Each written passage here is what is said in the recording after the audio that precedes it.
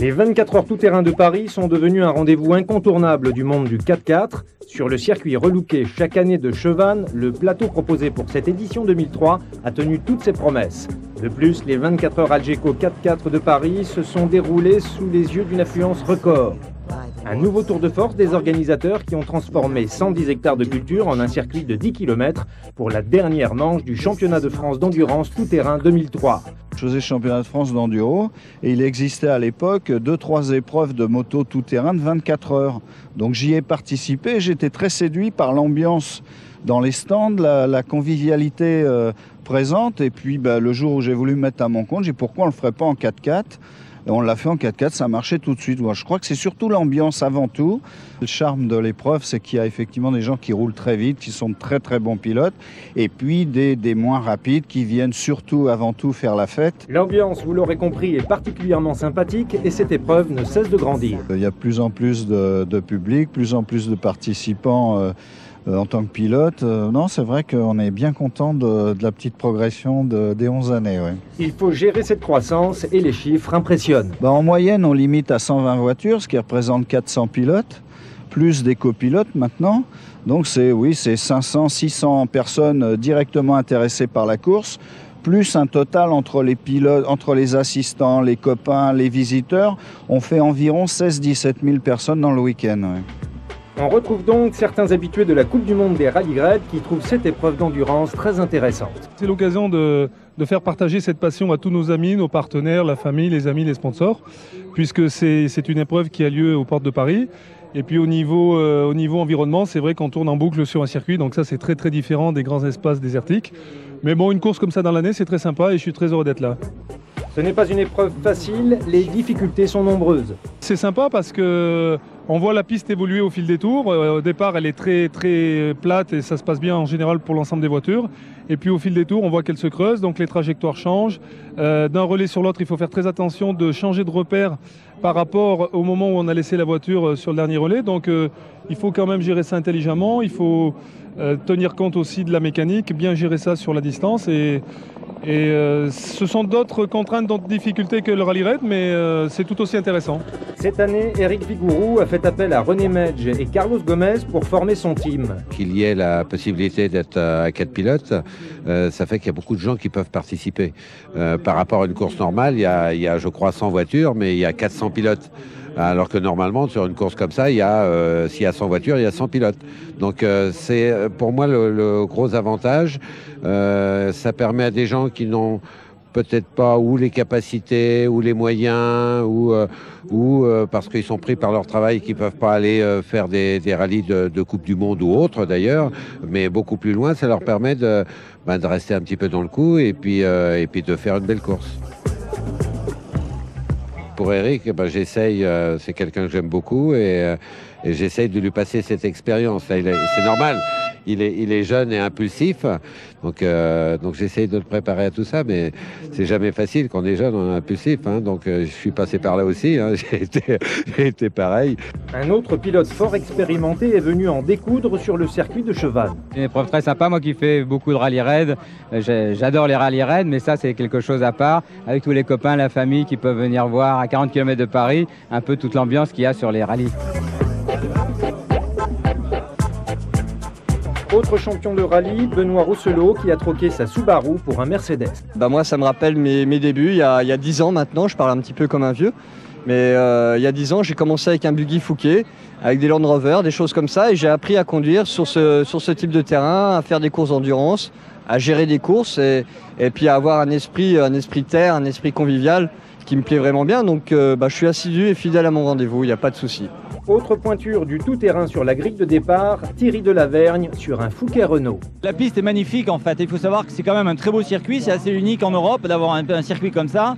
Et puis c'est aussi le grand rendez-vous annuel pour se retrouver entre nous, comparer un petit peu les évolutions des voitures, ce qu'on a fait. Et l'auto a été très bien préparée cette année, on a monté une boîte séquentielle, donc c'est déjà vraiment beaucoup mieux. Et on s'approche effectivement des voitures qui sont extrêmement pointues à piloter et ça devient très sympa. Eric Elary, ancien vainqueur des 24 heures du Mans, partage le volant du buggy numéro 16 avec Thierry Delavergne. Eric s'orienterait vers le rallye raid et il a choisi ici à Chevannes un très bon professeur. La formation de la grille de départ est aussi un tour de force car il faut mettre en place les 100 voitures autorisées à participer à l'épreuve 2003. Les premières lignes de la grille ont été prises d'assaut par les buggy et c'est l'équipage Morizet-Berthuel-Georget qui a réalisé la pole position sur un Fouquet BMW avec un temps de 7 minutes 14 secondes devant Delavergne, Elary, Salvatore, Gilonier. 16 heures précises sous le soleil, c'est le départ. C'est parti pour 24 heures. Les 100 voitures s'élancent sur la ligne droite longue de 800 mètres. Une ligne droite qui va permettre d'atteindre des vitesses proches des 200 km/h. La piste est un peu plus sèche que lors des essais chronométrés de la matinée, mais l'arrosage de certaines portions de la piste va offrir aux concurrents un circuit technique qui change pratiquement à chaque tour. Le premier abandon s'est produit lors du tour de chauffe pour la Lada 111 du team Passion 4x4 Chavannes qui a cassé. Redécouvrons le départ à bord de la voiture de Thierry Delavergne sur la première ligne de la grille.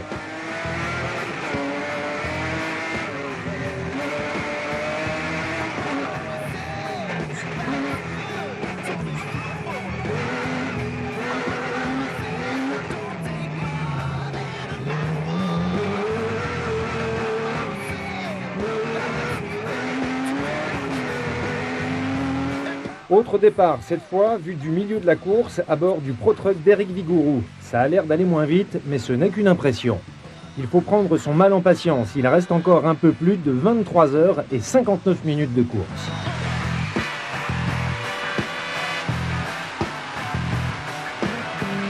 Les premiers tours de roue sont délicats à négocier vu le monde en piste. Les concurrents cherchent leur marque, mémorisent les trajectoires en évitant les touchettes, voire les accrochages, dans ce qui ressemble à un magnifique week-end de départ en vacances.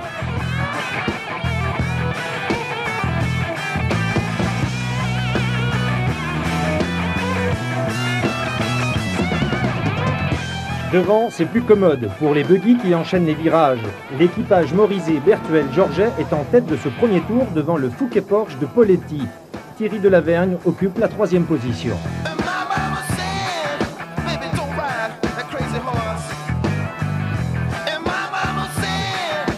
Retour dans le Pro-Truck d'Éric Vigouroux pour découvrir le résultat d'un accrochage avec une voiture sur le côté. Sans bobo, elle repartira lorsque le trafic le permettra.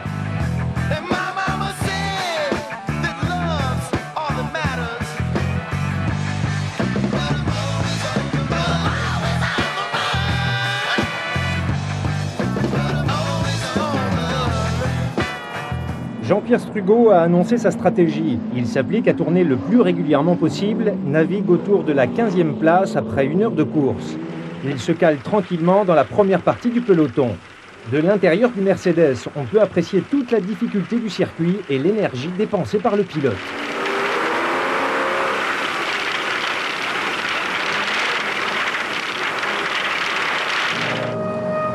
La première heure de course voit poindre 5 buggy aux 5 premières places. C'est le Fouquet Porsche de Poletti qui mène le bal devant Thierry Delavergne. Alain Berthuel est en 3e position. Arrivent ensuite Bernard Boulet et Jean-Yves Mangui.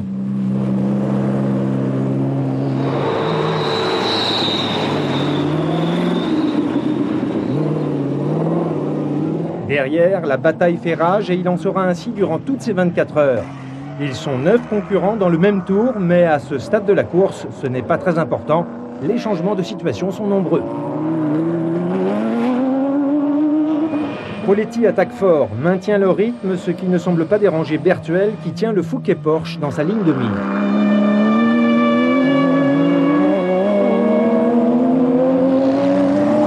Thierry Delavergne n'est pas loin, il se maintient à distance. Dépasser un concurrent est un élément de difficulté supplémentaire. Tout le monde n'a pas le même engin, ni le même coup de volant.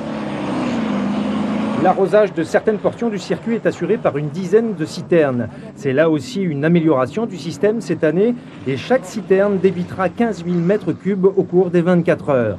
Le terrain change donc à chaque tour et tous les passages nécessitent de la concentration.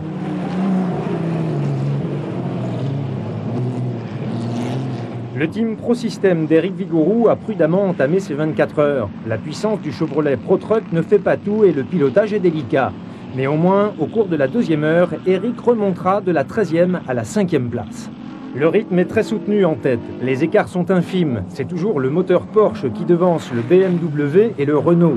Comme le disait Thierry Delavergne avant le départ, les voitures atteignent des degrés de préparation très élevés et les pilotes peuvent ainsi offrir un spectacle de haute qualité.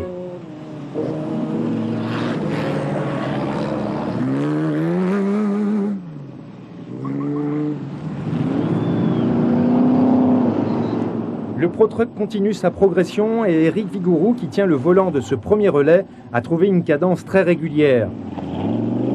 On arrive au terme de la deuxième heure de course avec les premiers changements de pilote.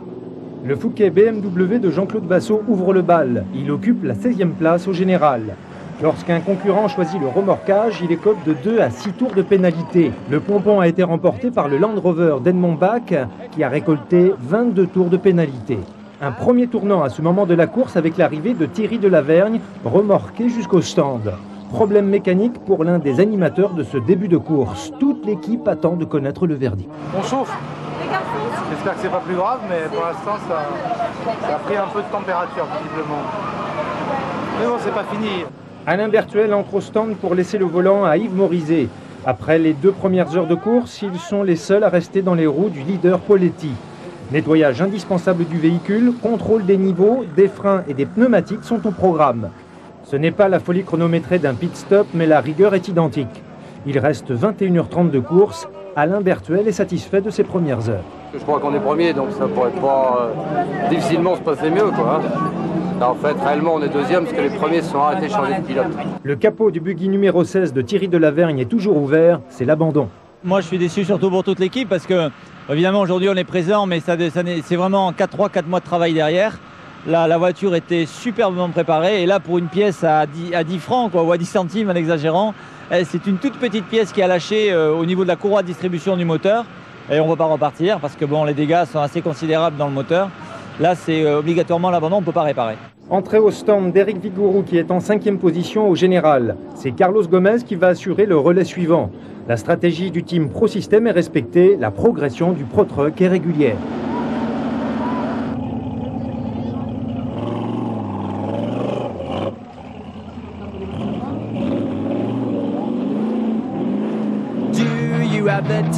Retour à la course où le Fouquet Porsche de Poletti conserve la tête suivi de Morizet.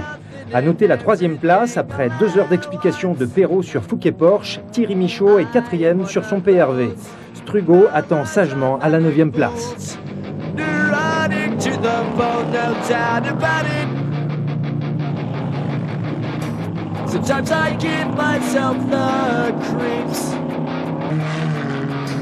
Sometimes my mind plays tricks on me.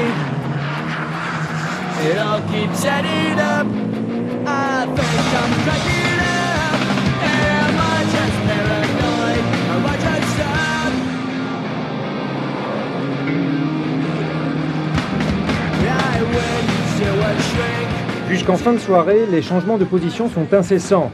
Pour la 3e place, c'est le Toyota de Rabais au bout de 3 heures, remplacé 1 heure plus tard par le ProTruck d'Eric Vigouroux, et ensuite Chervier sur Sadève Renault qui occupe donc cette 3e place. Derrière, c'est une rude bataille et on découvre Michaud, Simenauer, Delizzotti et Strugo qui échangent leur position au fil des heures.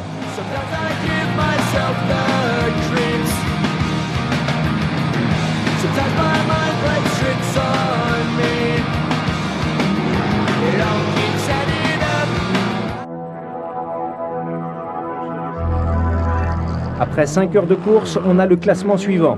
Premier Poletti, 2e Morizet à 2 tours, 3e Chervier à 3 tours, 4e Strugo à 3 tours, 5e Simenauer à 4 tours. Le ProTruck d'Eric Vigouroux pointe en 6e position. Une touchette lui a fait perdre sa 3e place de la 4e heure. René Medge a pris le volant. La stratégie du team ProSystem consiste en un seul ravitaillement en essence au cours de la nuit, et c'est donc avec une charge de 500 litres d'essence que le Chevrolet s'élance. Du côté du Fouquet BMW de Morizet Bertuel, Georges Charbonnier, malgré un pare-brise qui se décollait, il conserve la 2e place en concédant le minimum de temps pour réparer. Le buggy PRV de Vanberg, Delizzotti et Mirande occupe la 11e place après avoir dû stopper pour un problème de surchauffe moteur. L'équipage Strugo et leur Mercedes du type Brown sont 4e, toujours en position d'attente.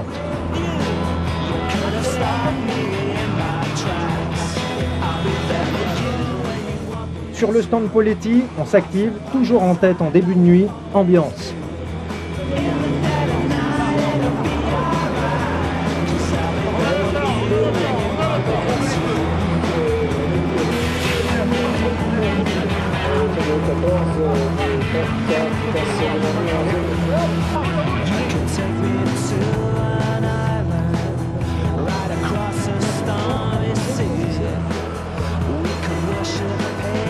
En général, je roule avec mon auto qui n'est pas aussi performante et ils ont vraiment une auto qui va bien et c'est très très agréable à rouler avec.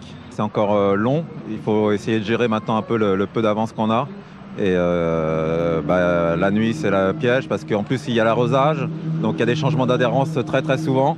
Je sais que j'ai fait quelques petites erreurs quand même à ce niveau-là, au niveau des changements d'adhérence, donc il faut vraiment faire attention encore.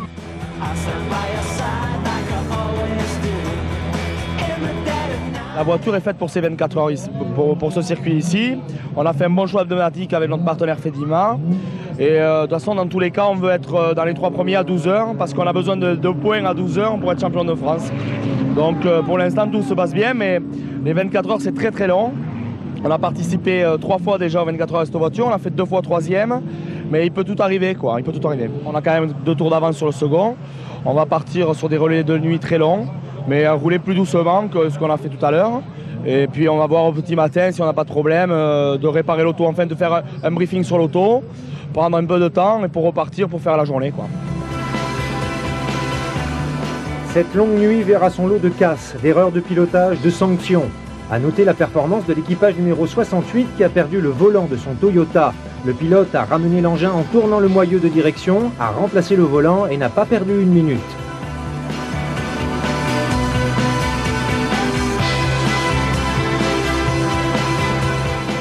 Un paddock qui alterne mécanique, repos, réconfort. Certains acteurs de la compétition ont choisi d'oublier un moment la course et de se décontracter. D'autres encore ont tout misé sur la concentration pour le relais suivant. Là, je suis en pleine phase de concentration, tu te rends pas compte, là, tu fais un tort considérable. Je suis en pleine concentration, là, je me suis recueilli dans un endroit calme et serein pour pouvoir optimiser ma concentration avant de prendre le volant pour un relais de 2 heures. Et donc là, tu me déconcentres un petit peu. Je te laisse 3 secondes pour déguerpir. Au revoir. Le fait marquant de la nuit concerne Jean-Pierre Strugo, Georges Lanzac et Thierry Manaldi sur Mercedes qui s'empare de la seconde place du général entre 2 et 3 heures du matin. Ils se battront toute la nuit à distance de Morizet en maintenant un écart variant de 2 minutes 30 à 10 minutes. L'équipage numéro 12 de Jean-Claude Chervier tient une 4e place jusqu'à 4 heures du matin puis rétrograde à la 8e. Delizzotti, Vanberg et Mirande s'accrochent à la 5e. À mi-course, le classement est le suivant. Premier Poletti, 2e Strugo à 2 tours, 3e Morizet à 3 tours, 4e Vigouroux à 5 tours, 5e Delizzotti à 6 tours. La nuit a apporté son lot de problèmes pour divers concurrents comme pour Alexandre Debanne et Pierre Lardot sur Toyota qui, après avoir arraché une roue, ont vu leur boîte de vitesse leur poser de gros problèmes. Le pro-truck d'Éric Vigouroux est passé plusieurs fois au lavage au cours de la nuit, la boue accumulée sur la carrosserie déformant celle-ci. Le Fouquet numéro 6 change de pilote, Morizet reprend le volant.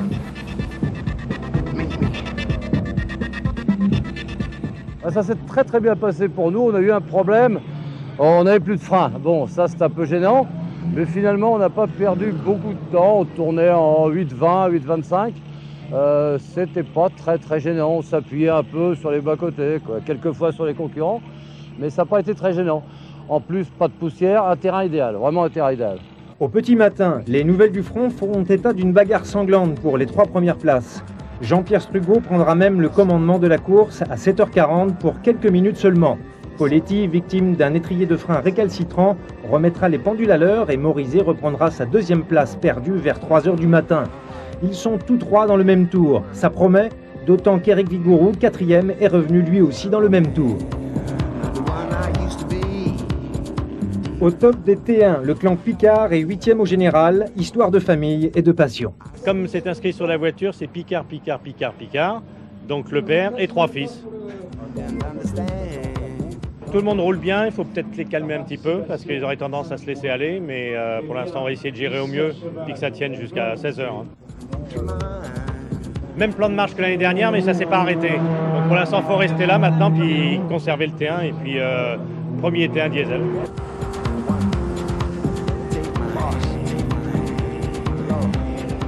La pression monte chez ProSystem. La carrosserie du ProTruck part en morceaux à la grande joie des spectateurs. Heureusement que les ailes et les phares ont tenu cette nuit, sinon c'était l'élimination.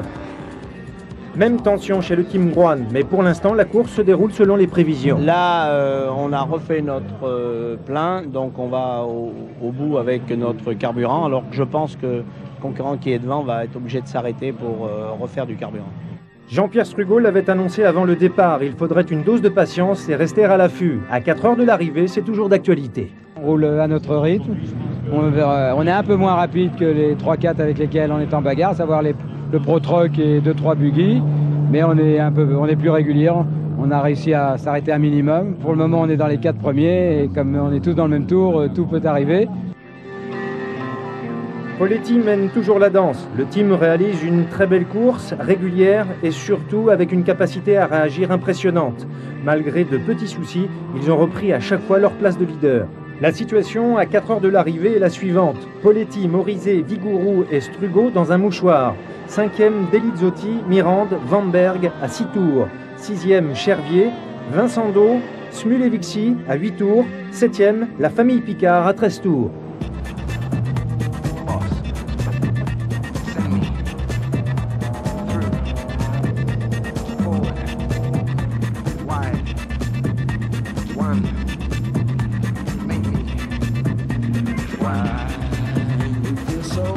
La fin de l'épreuve approche, dernier changement de pilote. Les 4 premiers sont toujours dans le même tour. Bon, à un endroit, je me suis fait une petite frayeur parce que je me suis fait prendre un sandwich entre 2 voitures. Donc j'ai un petit peu rayé la carrosserie, mais rien de grave. C'est le team Poletti avec ses 4 minutes 30 d'avance qui doit gérer la plus forte pression. Ça se passe que ça va être très fin parce qu'on a 4 minutes 30 sur les mails de Strugo. On doit faire un changement de pilote et le plein. Donc automatiquement on va perdre à peu près 7 minutes. Donc je vais avoir 2 minutes 30 à grappiller en 2 heures pour la gagne. Donc on va voir si ça veut bien rigoler.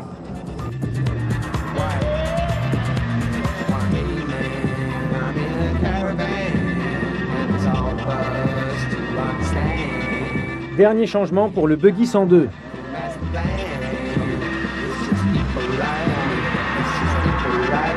Ouais, c'est chaud. Ils m'ont sorti d'une manière pas descendre de la voiture. Mais bon, ça en vaut la peine parce que je crois que c'est assez serré, d'après ce qu'ils disent. Donc faut pas perdre de temps, quoi.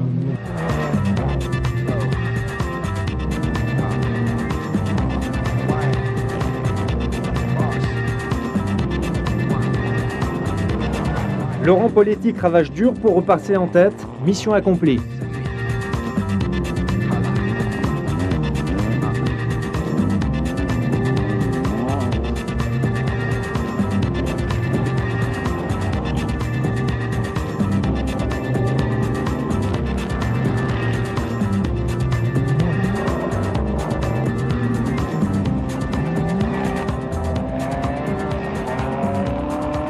Un vrai spectacle jusqu'au drapeau à damier, abaissé cette année par Patrick Fiori. C'est des machines qui permettent de partager quelque chose de vraiment important. C'est aussi la collaboration avec toute une équipe. Et c'est vachement beau de voir qu'il y a autant de gens qui se mobilisent, qui se manifestent pour ce genre d'événement.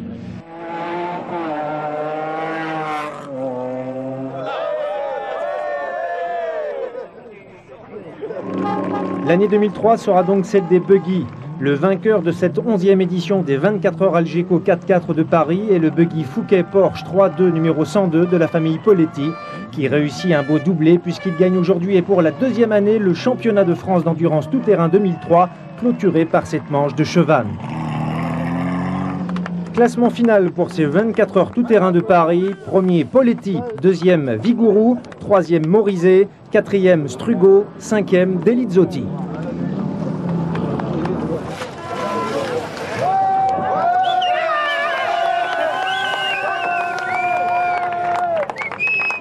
C'est un très grand moment.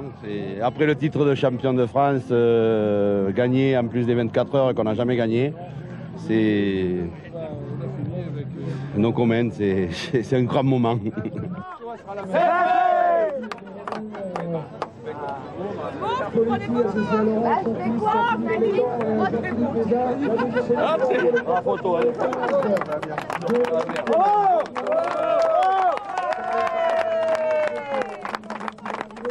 Un grand merci au Poletti. Un grand merci. C'est géant. Voilà, je suis trop ému pour dire quelque chose. Je crois là que je pense que bon, on a joué de malchance toute la saison et je pense que ça nous a récompensé pour la finale. Voilà.